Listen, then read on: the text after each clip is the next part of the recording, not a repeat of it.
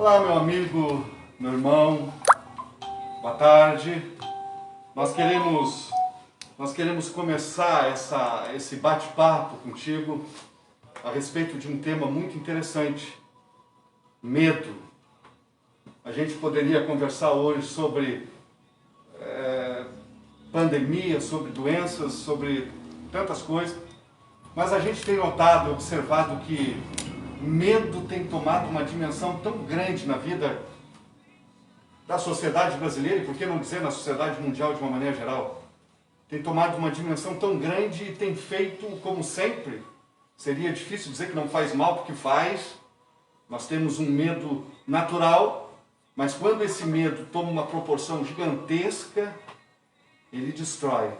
E a gente quer justamente conversar sobre medo. E para essa conversa a gente convidou o pastor Nogueira, da Igreja Brasil para Cristo Nova Aliança, pastor Maico, da Igreja Aliança da Salvação, e o pastor Dalmiro, da Igreja do Fogo, da Igreja Fogo. Na verdade, nós tínhamos um outro pastor que estaria presente conosco hoje, que é o pastor Daniel, mas ele estava com alguns probleminhas de saúde e a gente achou por bem, ele mesmo achou por bem, não estar presente. Eu quero começar esse bate-papo citando um texto de uma psicóloga. Ela diz assim, olha só: engole o choro, vai apanhar para chorar de verdade. Você está com medo dessa besteira? E ela acrescenta dizendo: como podemos ter estratégia para lidar com problemas das crianças se não conseguimos nem lidar com os nossos próprios medos e problemas?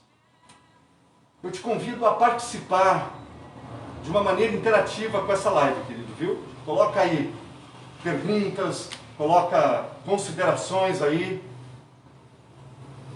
Compartilhe com a gente aquilo que talvez esteja fazendo mal para ti. Nós não vamos entrar nas questões médicas, nós não vamos abordar questões médicas. Quem sabe a gente deixa para uma outra situação, para uma outra vez. A gente hoje quer se deter nas questões espirituais. E nós vamos conversar sobre medo a partir de uma ótica espiritual. Eu convido os pastores para começarem o bate-papo. Pode daí, bom, eu peguei um texto, então, já que para mim iniciar, não na visão patológica, mas eu achei interessante essa colocação que diz: o medo é um estado emocional que sugere a resposta à consciência perante uma situação eventual de perigo. É a sensação de alerta de extrema importância para a sobrevivência das espécies, principalmente para o ser humano. Então o medo tem dois lados: o medo bom e o medo ruim, mal. E Jesus fala nisso. Colocação. Eu achei interessante esse conceito, porque eu também tinha pego um conceito aqui, e uma das definições é que o medo ele é um estado emocional que pode nos levar a supervalorizar um obstáculo, levando-nos à falsa consciência de que ele é maior do que o que nós podemos superar. Então o medo ele tem essa capacidade, né, de nos paralisar, de nos congelar e de nos impedir o avanço. E o medo também, ele sempre antecede a grandes desafios, né? Muitas das vezes, quando nós chegamos em um desafio e temos que conquistar, temos que vencer, né? O medo, ele nos rodeia, ele muitas das vezes se apresenta em situações que nós não estamos esperando. Porque quando nós estamos esperando, nós nos preparamos, nos dedicamos, né? Mas isso também não nos ausenta de termos medo. Nós vimos que quando o Senhor chama Josué para uma grande obra, após a partida de Moisés, um grande homem, um grande líder, né, ele diante do desafio, ele reconhecendo as suas fraquezas, as suas limitações, ele teve medo diante do desafio. Então o medo ele sempre esteve presente juntamente com o homem. Acredito eu, desde o princípio, quando o pecado entrou na vida do homem, né? Nós vimos que antes do pecado entrar na vida do homem, o homem não tinha medo. Ele se apresentava diante de qualquer situação e não corria perigo. Mas quando o pecado entrou na vida do homem, o homem começou a ter medo. Mas a palavra de Deus, ela nos fortalece e nos encoraja para que nós venhamos vencer este medo. O senhor abordou dois temas que eu tinha separado para conversar. Achei brilhante, porque parece até que combinamos, mas não combinamos. É verdade, não tem nada preparado, combinado aí. Bem combinado pelo Espírito Santo. Verdade. Sim. A respeito de Josué, né? Mas ainda um pouco antes, quando Deus determinou a Moisés conquistar aquele território, Deuteronômio 7:1 nos diz assim: quando o Senhor teu Deus te houver introduzido na terra a que vais, a fim de possuí-la, e tiver lançado fora de diante de ti muitas nações, a saber, e então Deus ele relaciona as 7 nações que o povo de Israel precisava superar. E a primeira delas são os heteus. Os heteus, eles são descendentes de Et, né, eram chamados de hititas. E essa palavra, Et, no hebraico, ela significa medo. Então, o senhor também comentou, o medo ele se posiciona muitas vezes quando entramos diante de algo que precisamos conquistar, né? E a gente tem essa visão que na temporada de conquista, o primeiro obstáculo que o inimigo levanta contra aquilo que Deus projetou para nós alcançarmos é Yari, é o medo. E o mais interessante é que essa palavra, ela foi também usada, Yari, em Gênesis 3:10. Gênesis 3:10. Quando o homem peca e o medo entra na humanidade, que é o segundo assunto que o senhor comentou, né? Diz assim a palavra de Deus: respondeu-lhe o homem, ouvi tua voz no jardim e tive medo. Adão disse isso para Deus, eu tive medo. Só que esse medo, esse yari, esse temor, é um temor reverencial. O que isso nos revela? Que muitas vezes o espírito do medo, ele nos coloca prostrado, encurvado, e nos impede de avançar. Nos impede de avançar, nos congela. E esse encurvamento, né, prostrar-se ao medo, ele adquire até um certo viés de idolatria. O medo ele pode sim se tornar uma idolatria. À medida que a gente impede de avançar no reino de Deus, impede de ganhar almas por causa do medo. São duas coisas que me chamaram muito a atenção. E pastor Nogueira, com relação a essa colocação que o pastor também fez, muito importante, né? Porque o temor, né, é muito importante, ele precisa estar na vida de todos nós.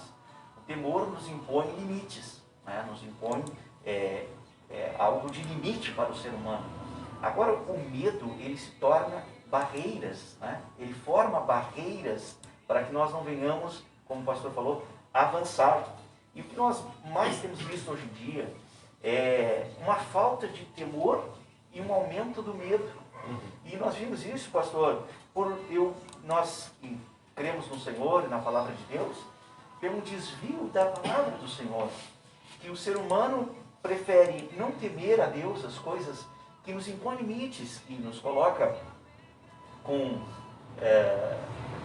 pontos de início e de fim na nossa vida, na nossa conduta, no nosso andar, nas nossas atitudes, e adentra somando e supervalorizando muito mais o medo, né? As pessoas hoje, elas preferem muito mais dar espaço e voz ao medo do que ao temor.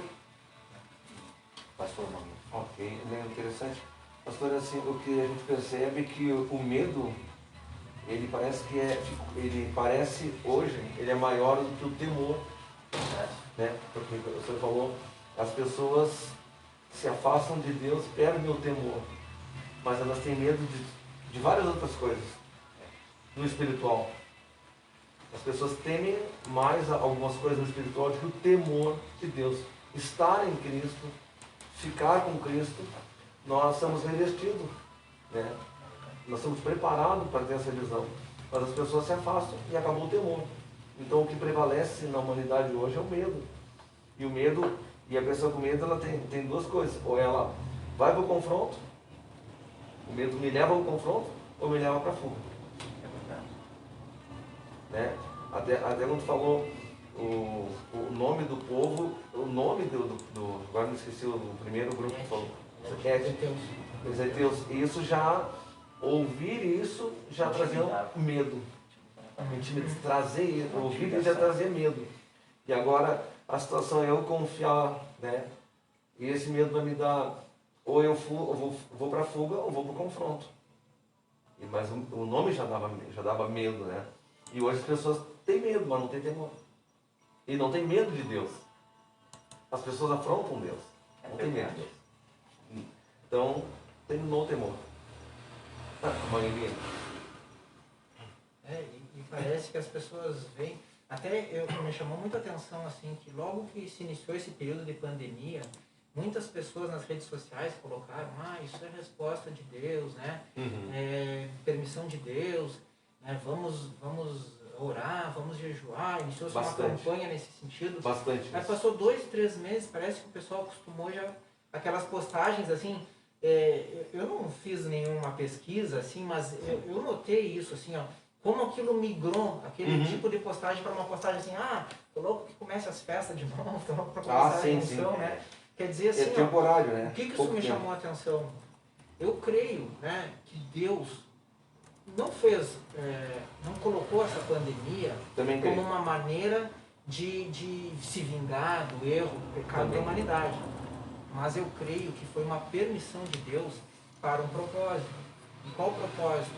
Nos atrair de novo para Ele, nos atrair de volta para Ele. E tanto é que esse propósito deu certo. Mas parece, eu acho tão interessante assim, porque a gente vê que é cíclico, sabe? A forma como a humanidade se movimenta nessa relação homem-Deus, ela é igualzinha àquilo que a gente lê no Antigo Testamento. É igualzinho. Em todos os aspectos, eu me refiro ao povo, mas eu me refiro também aos sacerdotes. Né? Parece que a gente ama, mas ao mesmo tempo abusa desse amor. Né? Isso para mim é muito claro. Ama a Deus, mas abusa da misericórdia, da graça dele. Né? E ciclo. Volta a acontecer, como, né?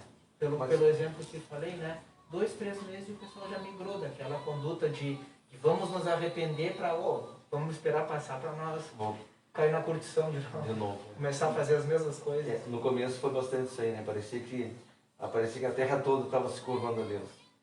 No começo. Puxa vida. Daqui a pouco. Chegou a criar uma expectativa tão... Eu queria compartilhar isso aqui, que diz lá no livro de Mateus, né, 10, que fala do medo, né? Ali quando Jesus vai aos discípulos caminhando sobre as águas, e o que eu acho interessante é que os discípulos, vendo a Jesus caminhar sobre as águas, Jesus diz que eles tiveram medo, porque acharam que era fantasma. Né?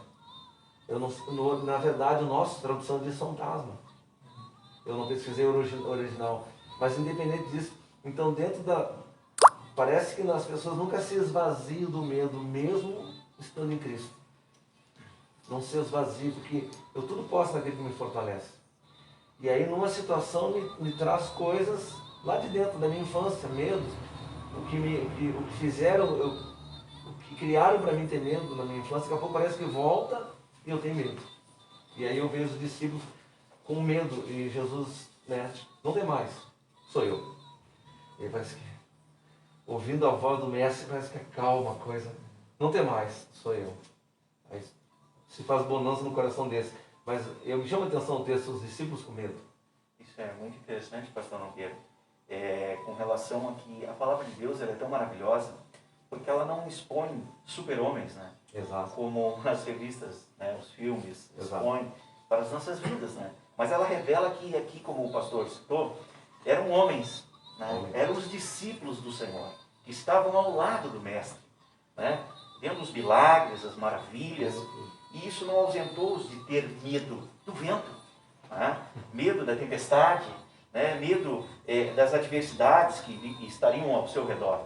Então, mas nós vimos que a palavra do Senhor, como a nossa temática principal desse bate-papo, nos fala aí no livro de Salmos 112, diante das notícias, né, no versículo 7, 112, 7, não se atemorize das más notícias, o seu coração esteja firme. Né? Ou seja, meus amados irmãos, o seu coração bem firme, né, na palavra de Deus, porque diante de todas as situações, nenhum de nós estávamos preparados para enfrentarmos o que estamos enfrentando. Mas buscamos o refúgio, buscamos um encontro na palavra de Deus para nos alimentar, para nos protegermos, para vencermos essa adversidade e poder auxiliar você que está nos ouvindo, você que está participando dessa live.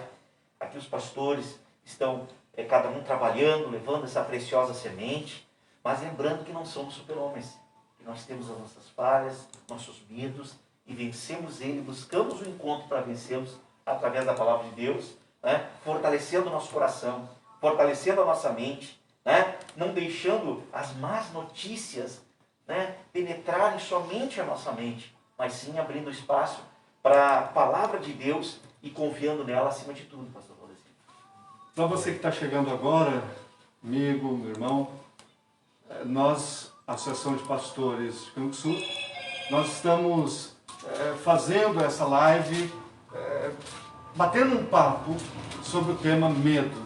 A gente entende que medo tem tomado conta dessa geração. Vamos dizer assim, tem tomado conta. A gente não sabe como é que vai ser daqui a 5, 10 anos, depois desse último ano que todo mundo ficou escondido, encolhido dentro de casa, e estamos entrando no segundo ano assim. Então a gente não sabe como é que vai ser isso, mas a gente entende que esse medo precisa ser trabalhado. Esse medo, a gente precisa saber trabalhar essas questões da nossa emoção, nas nossas almas, para que isso não nos destrua. Eu estava pensando algum tempo atrás, pastores, quem sabe isso não é também algo para a gente, a partir daí, conversar também, alongar o assunto. Algum tempo atrás a gente abria os jornais e lá estava estampado na página policial. Tantos homicídios, tantos assassinatos. Diariamente aquilo estava lá. No dia seguinte abria um outro jornal ou ligava a televisão e já lá vinha a notícia. Explode uma bomba em Israel, de origem árabe, ou Israel retalia, mísseis árabes. Essa questão, esse medo, parece que está intrínseco na gente, parece que faz parte da gente, sei lá. Ele cresce de uma maneira tão terrível, e as notícias vão dando o fermento para isso, né? A gente não consegue trabalhar a questão. E a gente precisa saber o que fazer quando chega esses dias de temor. Aí me lembrei, e quem sabe isso nesses momentos que a gente está conversando não seja talvez um ponto principal que a gente precise passar para quem nos ouça, para quem nos ouve. A gente pega a história de Josafá em 2 Crônicas 20. O rei, a gente começa a ver a história dele, fez o que era reto, era íntegro diante de Deus. Aí de repente, se junta um exército contra esse homem. Ele olha a realidade dele, e olha a realidade de quem vem, não tem outra coisa que não seja medo. Eu vou morrer, o meu povo que está comigo vai morrer. O que ele faz? Vai para diante de Deus. Vai orar e vai buscar o Senhor. E a resposta não tarda por intermédio do profeta. Lá vem o profeta e diz, essa batalha não é tua, é do Senhor. Não temas, não tenha medo. Aí a gente vai lá para o Novo Testamento e a gente vê a história de Paulo e Silas. Os caras detonados na prisão, arrebentados na prisão. O que eles fazem? Oram e adoram. Oram e adoram. E aí não tarda em vir a resposta de Deus. Caem as correntes, as portas se abrem e eles saem, Deus se move. A pergunta que eu faço para vocês, queridos, é: como é que vocês veem a sociedade, a realidade que nos cerca, nesse conhecimento do Deus que nos livra de todos os nossos medos? Como é que vocês veem esta sociedade? Mais separada gradativamente, ou pelos problemas agora, por essa pandemia, se aproximando mais do Senhor? Como é que vocês veem isso? Tudo isso que o senhor falou, né, eu respondo agora a pergunta, mas antes eu preciso comentar algo que me chamou a atenção. Quando a gente percebe a diferença entre bíblica, teológica, histórica, né, a diferença entre aqueles que ousaram, que agiram com coragem, e aqueles que se acovardaram, a gente percebe algo comum a todos eles. Homens cheios do Espírito Santo. Homens cheios da presença. A atitude dos discípulos, enquanto eram discípulos de Jesus, enquanto estavam com eles, era uma. A atitude desses mesmos discípulos, após Cristo sair e deixar o Espírito Santo, foi outra. Totalmente diferente. Daí o comentário sobre Paulo e Silas. Eram homens cheios do Espírito. Talvez se eles estivessem antes da morte de Cristo como discípulos, talvez não tivessem tomado essa mesma postura. Josué e Caleb, né? A atitude deles com relação aos espias, né? Enquanto os outros se acovardaram, eles porque eram homens que viviam na presença de Deus, né? Não da forma como hoje é acessível a nós, através do Espírito Santo, mas eles estavam colados em Moisés, né? E em Moisés, a glória de Deus era com Moisés, a ponto de resplandecer o rosto dele. Então eles tiveram outra postura. Então, puxando isso assim para os dias atuais, né? O que eu vejo? Eu vejo uma sociedade carente de Deus. E isso, de certa forma, traz à voga, né, a importância do serviço religioso, né? Essa atitude que foi tomada pelo nosso legislativo de colocar o serviço religioso como atividade essencial, isso foi tremendo. Foi tremendo do ponto de vista da saúde física, mas especialmente da saúde espiritual das pessoas. Então, o que eu vejo é isso, sabe? Há uma necessidade do povo conhecer mais a Deus, porque, amados, eu não estou falando de desrespeito às autoridades, de desrespeito às determinações que têm sido exaradas, né, no sentido de conter a pandemia, né? Eu também não estou fazendo pouco caso da doença, porque eu creio sim que é uma doença grave, né? Mas assim, como agir diante disso? Simplesmente se acovardar, se esconder, se expor? Não, eu não creio que nenhuma nem outra. Eu creio que é ouvir a direção do Espírito Santo. Né? E quem pode te dar isso? É a igreja. É as pessoas mais experientes. Eu sempre digo assim, eu não gosto muito de dizer eu sou pastor, né? Eu sou pastor. Por que eu sou pastor? Porque fui reconhecido, meu testemunho de vida, pelas autoridades espirituais da minha igreja. Mas eu sou um sacerdote tanto quanto qualquer um, quanto qualquer pessoa é porque Jesus com seu sangue nos comprou para sacerdócio. Então, qual é a diferença, né? É o tempo de experiência, o tempo da presença, né? O tempo que nós estamos com Deus. E isso é para você também. É para você que está em casa, que talvez esteja tomado pelo medo, que talvez não saiba qual a direção, né, a ser tomada, né? Eu quero te dizer que a direção é buscar Deus, conhecer a Ele, em profundidade e entender a voz do Espírito Santo falando contigo.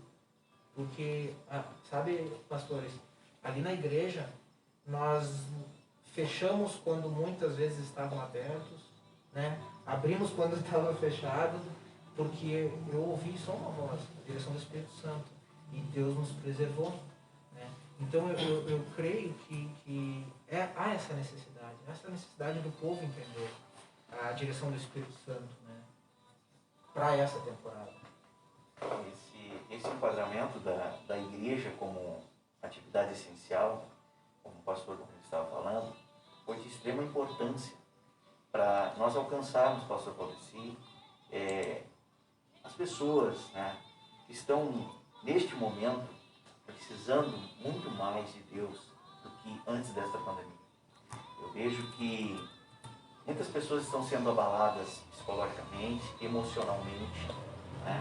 Até mesmo porque a enfermidade, os problemas, quando estão na casa do próximo, é mais fácil de ser vencida, né? Mas quando ela adentra a nossa casa, a nossa cidade, né? O nosso estado, a nossa nação, né? Há um tempo atrás nós víamos outras nações, todo mundo de máscara, com um distanciamento, com esta pandemia, né? Nós enxergávamos de longe. E hoje nós estamos aqui perto, né? Vendo essa dificuldade. Mas a palavra de Deus, o pastor Valdeci, através da igreja, ela tem esse trabalho, essa incumbência muito grande de trazer, né, a luz da palavra de Deus.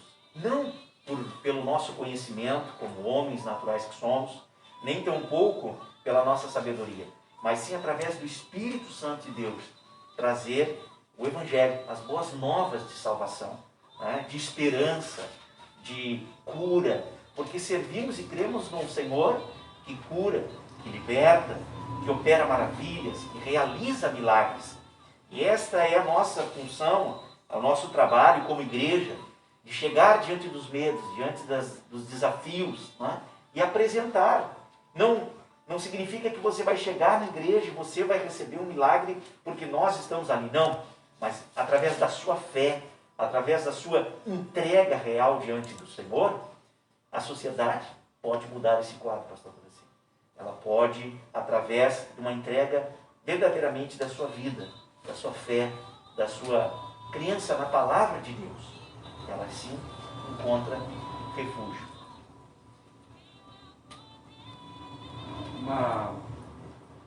Uma palavra do salmista, no Salmo 55, 4, 5, ele diz assim: o meu coração está acelerado, os pavores da morte me assaltam, temor e tremor me dominam, o medo tomou conta de mim. Mais adiante, no 55, 22, ele entende. Quando ele orando diz assim, ó, entregue suas preocupações ao Senhor e Ele o susterá.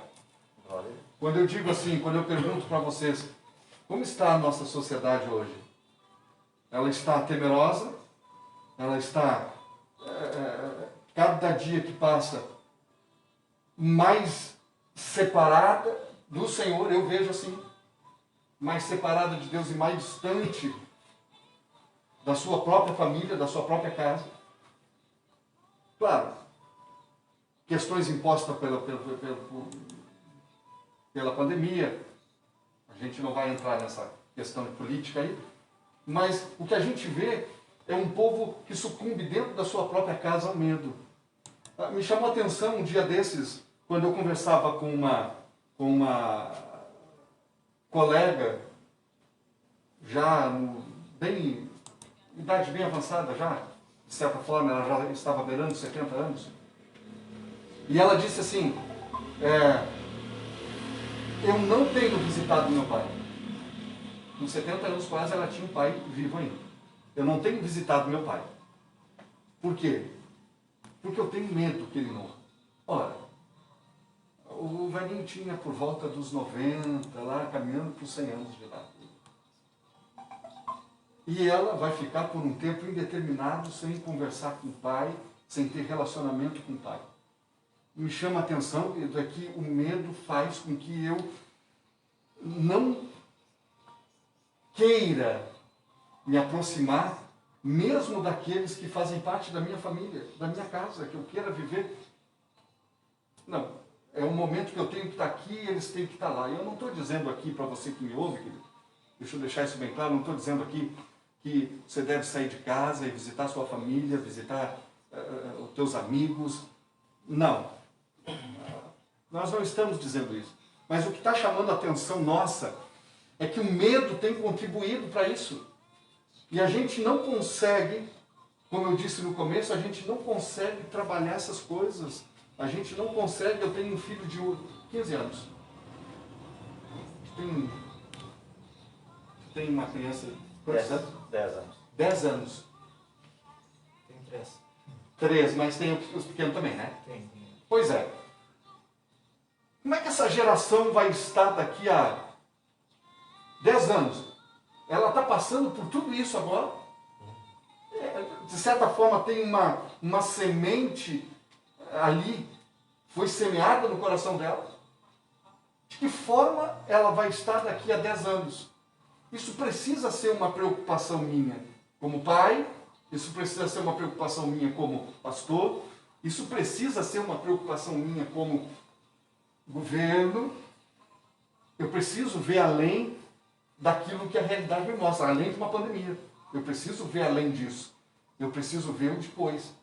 Então, por isso que eu pergunto, por isso que eu digo, queridos, que nós estamos dentro de uma sociedade que cada vez é separada mais por ela mesma daquilo que é fundamento perfeito, daquilo que é fundamento verdadeiro, que é a palavra de Deus, que é o que nos traz segurança, que é o que nos traz refrigério, que é o que nos auxilia. Vocês veem dessa forma? Pastor, a sua pergunta inicial lá foi da situação da visão que tem do povo hoje em relação ao pânico, ao clima que está. Aí o pastor falou dos espias. Subiram quantos? Foi 12? 10 trouxeram uma notícia derradeira. E na minha Bíblia diz que essa notícia, quando chegou para o povo, na minha Bíblia usa o termo derreteu o coração daquele povo. Trouxe medo para aquele povo. 10 falaram que era impossível, porque eles se viam como gafanhotos.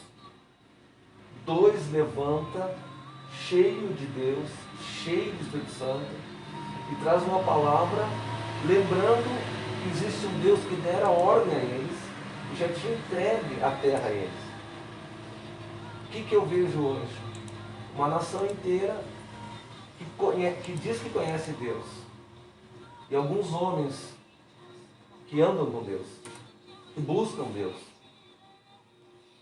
E essa é a voz profética agora, de quem tem intimidade com Deus. Tem que levantar Josué e Caleb nas igrejas, trazendo as promessas de Deus. Ser forte, tem bom ânimo. Deus sempre quando falou com Josué, esforça-te, tem bom ânimo, não pasme, não pare no caminho, né? Porque eu sou contigo. E nós conhecemos a palavra e sabemos que Deus é conosco. Então, nós somos que temos que motivar as pessoas a voltar às veredas antigas, se voltar para Deus. Porque a gente está vendo 2 povos. Um povo que diz que conhece Deus e não segue Deus. Hoje na minha casa bateu uma pessoa e disse que ela conhece Deus. E aí ela estava precisando de alimento, precisando de dinheiro. E ela falou muito em Deus. Aí eu perguntei, você crê em Deus?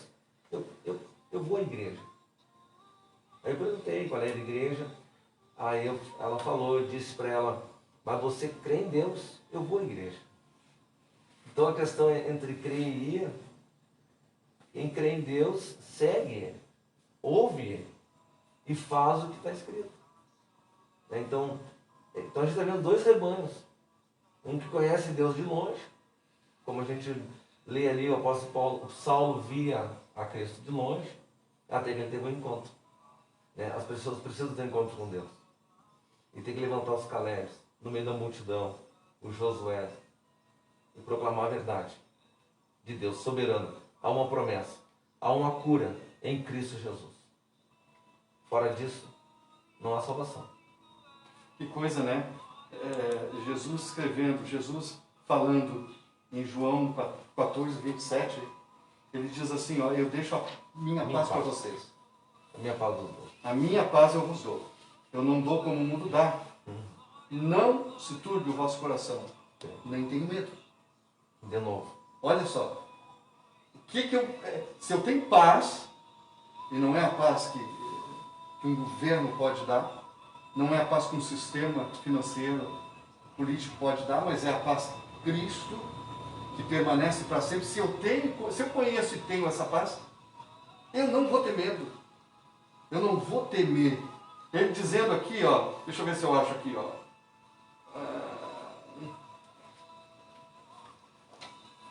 O salmista no 112, que é o que a gente pegou como base, no Salmo 112, 6, 7, diz, o justo não será abalado.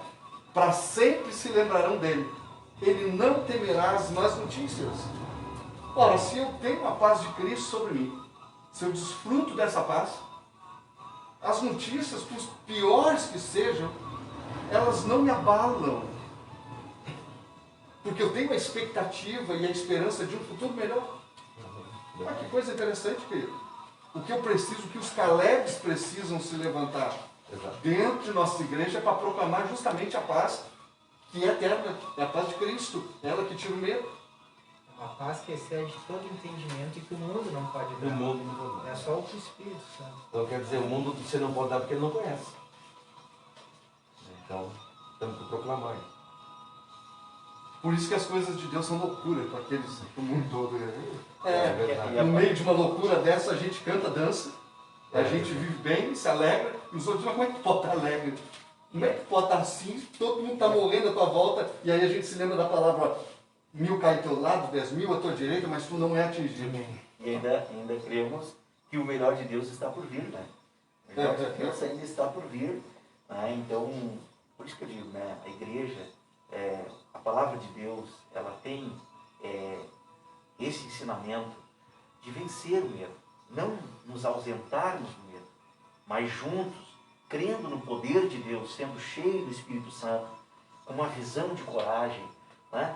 Poder levar esperança, salvação para a sociedade, porque as notícias ao nosso redor, elas são más, né? Elas só têm um foco no problema, mas a palavra de Deus, ela tem foco que nós pregamos da solução, a salvação, a esperança, né?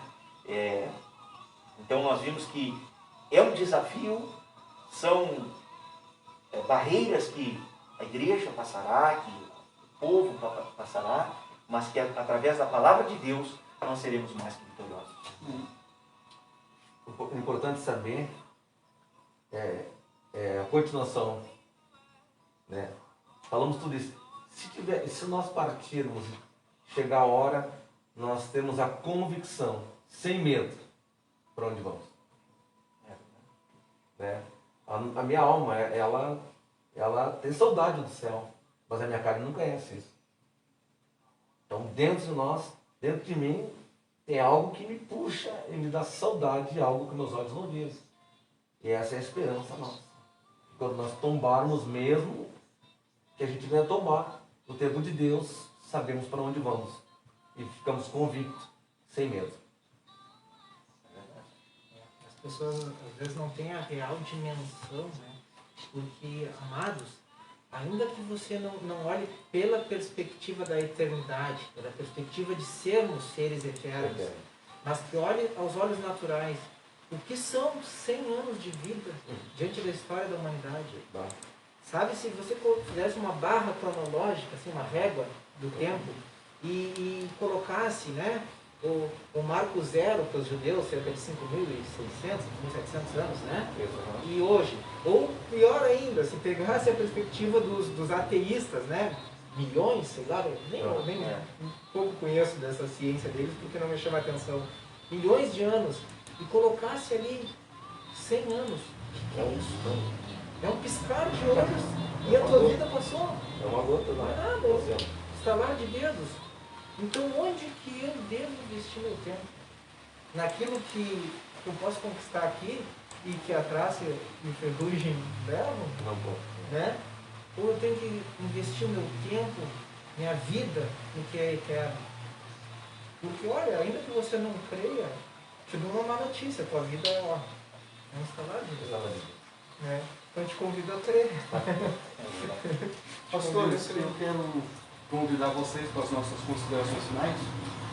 Tá? Deixando uma palavra para a Princesa dos Táxis e para todos aqueles que ouvem e que nos veem pelo Facebook. Pastor Nogueira. Eu queria agradecer, né, esse momento que nós tivemos juntos e os que nos ouvem também.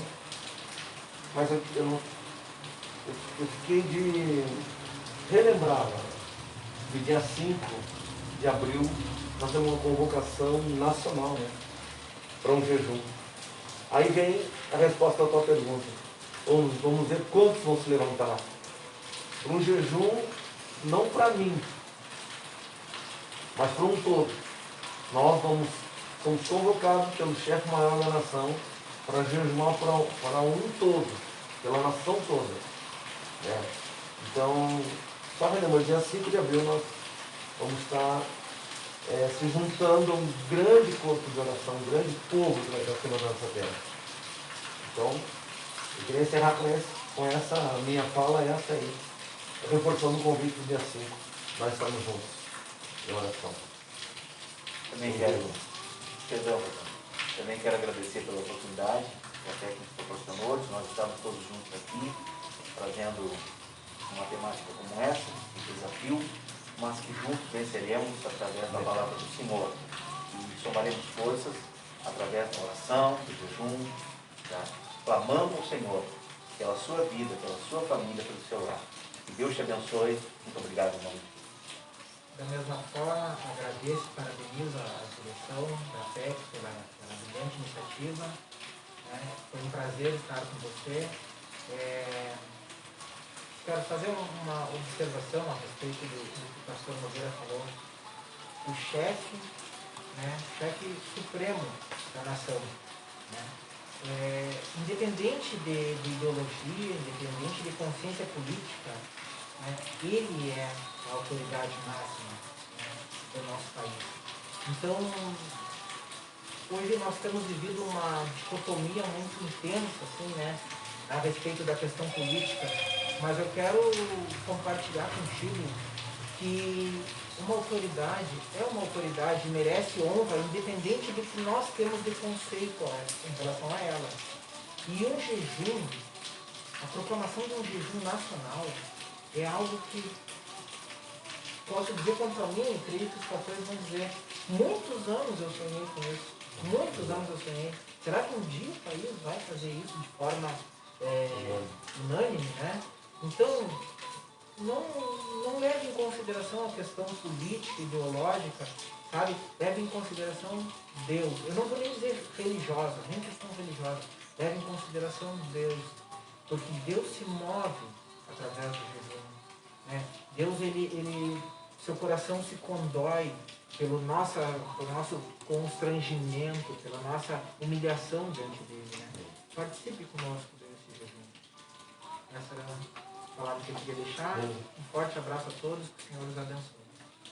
Eu termino então essa live, querido, citando os Salmos 40, e eu tomei a liberdade de colocar o Brasil nesses salmos. É o Salmo de Davi, quando ele diz, com paciência eu esperei no Senhor, e ele ouviu meu clamor, e tirou-me de um poço profundo de lama.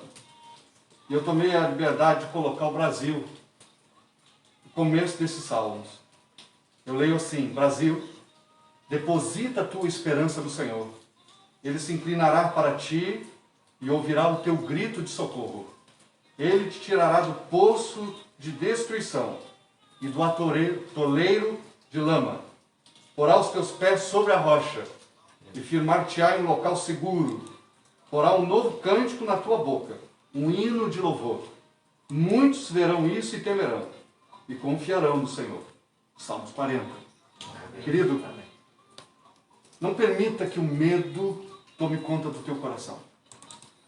Conheça Cristo, conheça aquele que reina desde sempre. O melhor de Deus que está por vir já veio. Ele vai voltar de novo. Então, conheça esse Jesus que entra e retira o medo. Ele é o perfeito amor. E o perfeito amor lança fora todo medo. Que essa live ela possa ter auxiliado para te dar força, ela possa ter auxiliado as palavras para te fortalecer. Os dias são negros sobre a nação brasileira e sobre o mundo todo, mas há esperança para a árvore seca. Há esperança para a árvore seca. Ao cheiro das águas, ela florescerá. Deus te abençoe, querido, e te dê paz, graça e alegria no Espírito. Amém?